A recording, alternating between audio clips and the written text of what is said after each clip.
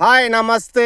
నా పేరు చిరుమామిళ్ళ సుబ్బారావు. ఈరోజు చినకొదంగొళ్ళ గ్రామం మేకపోతు వెంకటరెడ్డి సన్ ఆఫ్ పేరెడ్డి గారి చేను దగ్గరకు వచ్చానండి. నేను ఈ చేను ఇప్పటికి 9 విజిట్లు చేశా. 9 వీడియోలు ఈ చేలో చేశాను. మొక్క దశ దగ్గర నుంచి, అంటే ఈ చేలో నర్సరీలో నారు కూడా మనమే ఇచ్చాము. నారు దగ్గర నుంచి దీనికి హ్యూమిక్ పొటాష్ పెట్టి ఇప్పుడు 100 రోజులు అవుతుంది. కొంతమంది అంటున్నారు చెట్టు 4 అడుగులు 5 అడుగులు పెరిగితే ఎట్లా ఉంటుందని నేను వీడియో చేస్తుంటే, చెట్లు పెరగటమే కానీ కాపు లేదన్నారు కదా. 5 అడుగులు చెట్టు పెరిగి కాసినాక ఎట్లా కాయలు పడతాయి అనేది ఒక్కసారి వీడియో చూడండి. ఎట్లైనా పడేది ఇంత చక్కగా నేను చూడండి.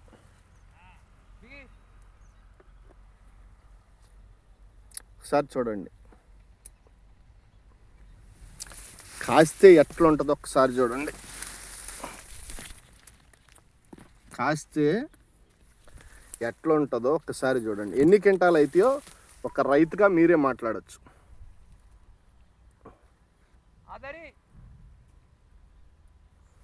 ప్రతి ఒక్క రైతు గమనించాల్సింది ఏంటంటే, హ్యూమిక్ పొటాష్ పెడితే చెట్టుకి కింద వేరు వ్యవస్థ నుంచి చెట్టు ఇప్పటికి కూడా కరెక్ట్గా ఇప్పుడు మ్యాక్సిమం 100 రోజులు అవుతుంది. కింద ఆకు కూడా చూడండి రాలేదు.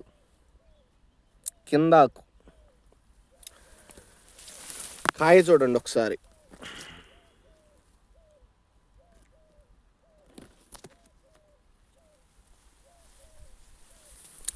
సుమారు ఎన్ని క్వింటాలు అవుతాయో ఒక రైతుగా మీరే చెప్పండి.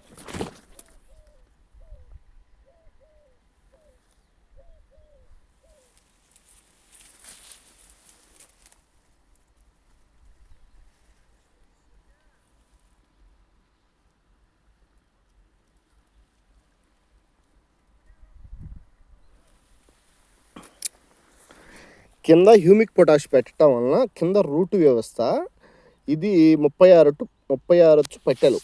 కింద వేరు వ్యవస్థ చూడండి ఒకసారి. అటు ఇటు పెట్టెలకు మధ్యలో కింద రూట్ చూడండి ఎంత ఆరోగ్యంగా ఉందో. 2 పట్టెల మధ్యలో మట్టి 36 పట్టెలకి అటు ఇటు అల్లకపోయింది వేరు చూడండి.